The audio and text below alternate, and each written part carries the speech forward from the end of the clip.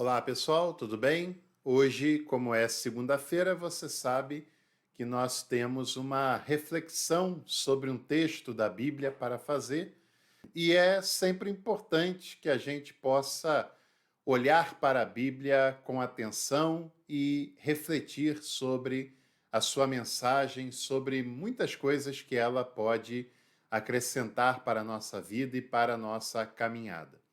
Se você tem sido de alguma maneira enriquecido pelo conteúdo desse canal, independente da série que for, independente do conteúdo que seja, você pode também ajudar esse canal a continuar produzindo e poder ampliar a cada dia o seu alcance, a sua publicação. Você pode nos ajudar com a chave Pix, pode se tornar membro do canal ou pode também enviar a sua contribuição pelo Valeu Demais. Não se esqueça de se inscrever no canal, ativar as notificações e também de compartilhar esse conteúdo com os seus contatos e redes sociais. Para a nossa reflexão de hoje, eu vou ler apenas um versículo que, por mais que ele passe batido para a gente quando nós lemos o texto da Bíblia, e eu espero que você dedique sua vida também à leitura da Bíblia, né? Porque, infelizmente, tem várias pessoas, várias mesmo, assim, muitas pessoas, que se dizem defensoras da Bíblia e sequer leram a Bíblia toda, né? Espero que não seja o seu caso. Mas Romanos capítulo 1, versículo 1, é um texto que às vezes a gente passa batido, acha que é apenas uma introdução, mas aqui nós podemos tirar bastante proveito para nossa reflexão e o texto em questão fala o seguinte: Paulo, servo de Jesus Cristo, chamado para ser apóstolo, separado para o Evangelho de Deus. Como você pode perceber, né, por essa leitura que nós fizemos, é o apóstolo Paulo se apresentando, como ele fazia costumeiramente nas cartas escritas por ele. Nem todas as cartas com o nome de Paulo foram escritas por Paulo, né? Mas as que foram, ele se identificava de uma maneira costumeira, e falando de algumas características interessantes aqui logo nessa abertura. Ele é o apóstolo Paulo, ele é o Paulo, servo de Jesus Cristo, chamado para ser apóstolo e separado para o Evangelho. Três coisas interessantes: servo, chamado e separado, né? É bom a gente refletir sobre essas questões que aparecem logo nessa introdução, no início da introdução do apóstolo Paulo, né? Em primeiro lugar, ele se apresenta como servo de Jesus Cristo, né? Essa é a primeira identificação que Paulo faz nessa passagem de Romanos. Ele se apresenta para aquela comunidade de Roma como o Paulo e logo em seguida o Paulo que é servo de Jesus Cristo. Essa é uma mensagem bastante importante, principalmente para o nosso tempo, principalmente para o nosso contexto. Para Paulo, tão próximo a ele quanto o seu próprio nome, é se identificar como servo de Jesus Cristo.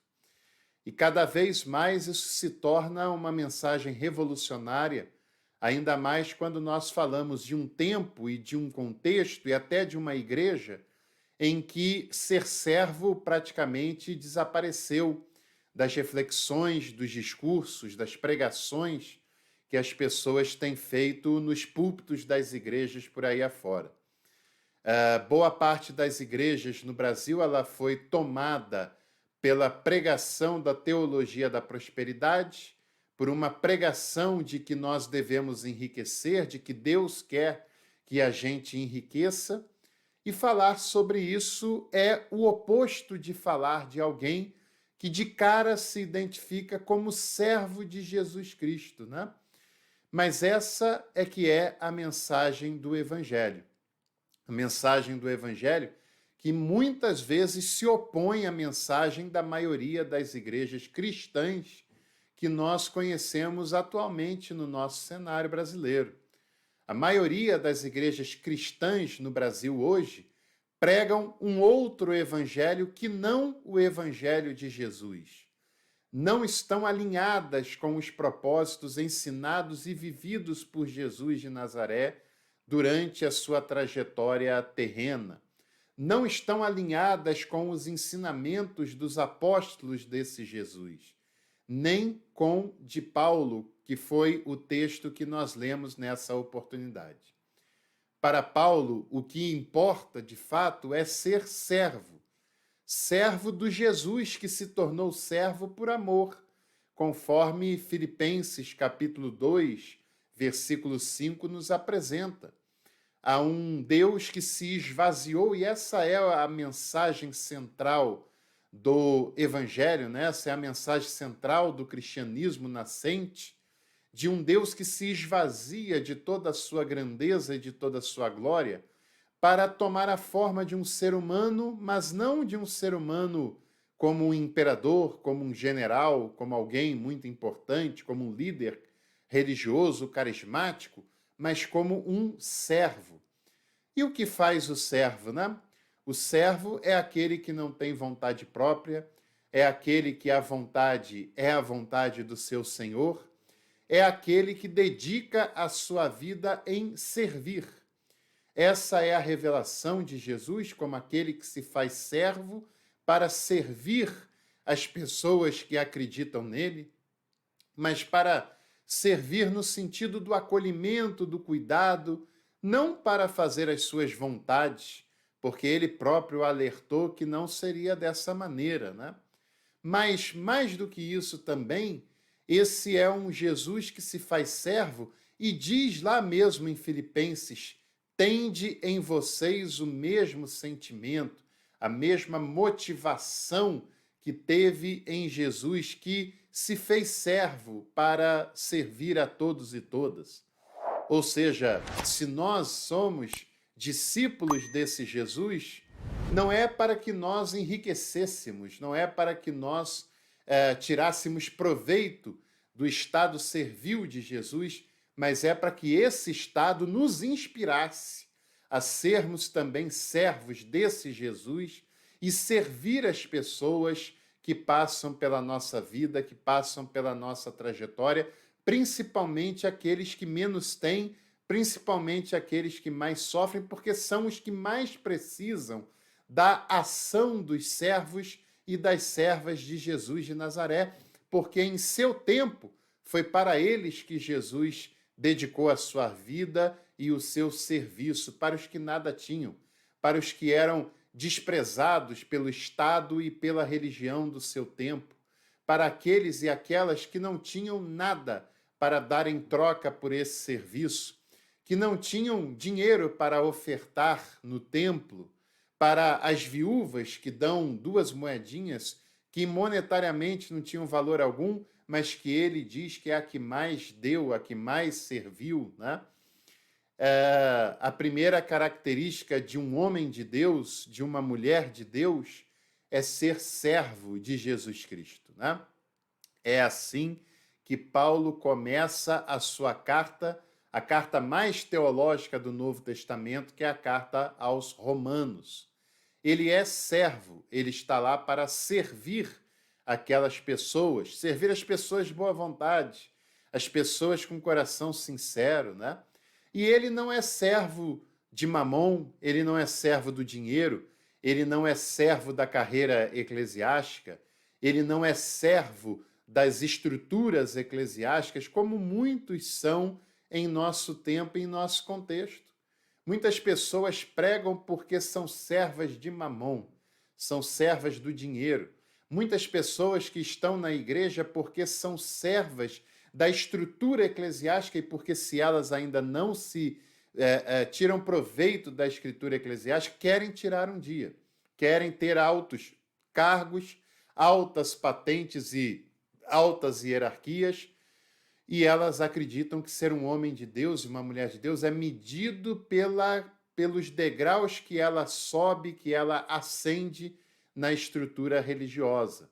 E Paulo era servo de Jesus Cristo, do Jesus que também se fez servo e que não promete nada em troca, nenhuma riqueza, grandeza, não promete holofotes, não promete enriquecimentos para aqueles que lhe servirem. Pelo contrário, serão iluminados por um Deus que se faz servo.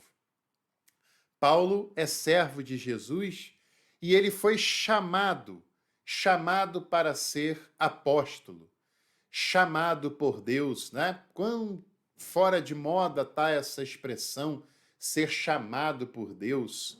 Hoje, a maioria dos pregadores falam em ser chamado para ter sucesso, chamado para enriquecer, chamado para dar certo na vida do ponto de vista financeiro. E o apóstolo Paulo foi chamado por Deus para uma missão, para um ministério, chamado para entregar a sua vida para uma causa. No caso específico dele, chamado para ser apóstolo. Eu sei que soa estranho para nós falar em chamado para ser apóstolo, enquanto que muitos acham que ser apóstolo hoje é ter o cargo mais elevado e o maior salário que uma instituição religiosa pode dar.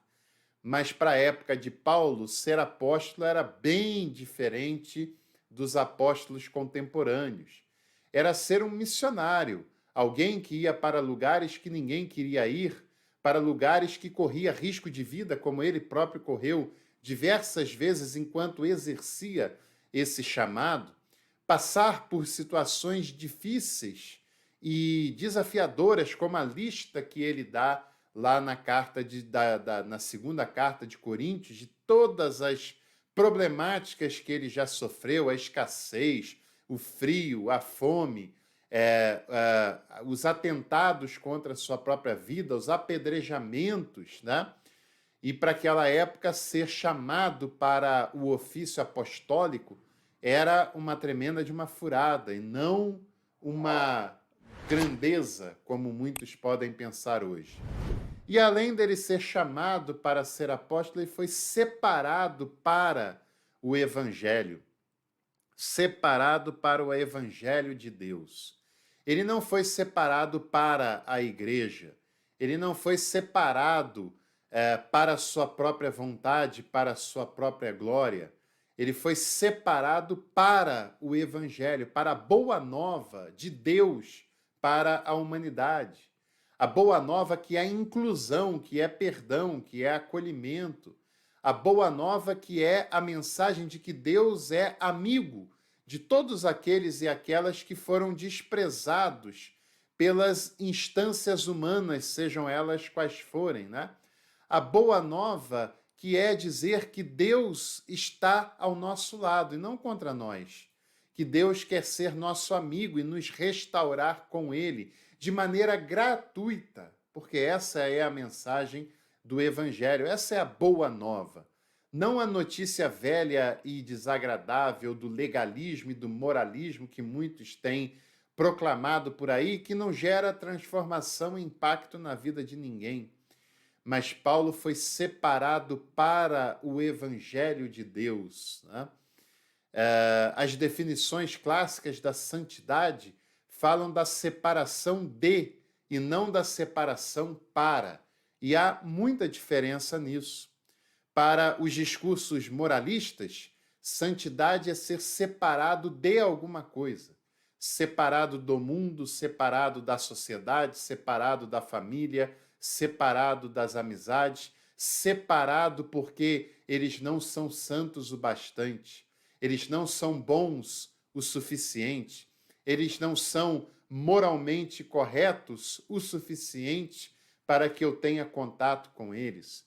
Mas essa não é a santidade bíblica, não é a santidade proposta por Jesus. E Karl Barth dizia que nós somos separados para o mundo e não do mundo. Separado para o serviço, para o acolhimento, para o perdão, para a proximidade, não para o distanciamento. E o apóstolo Paulo falou isso antes de qualquer coisa, lá atrás, na carta aos Romanos, quando ele diz que ele foi separado para o Evangelho, separado para a boa nova de Deus, separado para a boa notícia gratuita e salvadora de Deus para a humanidade. É para isso que ele foi separado, para uma função, para proclamar as boas novas de Deus.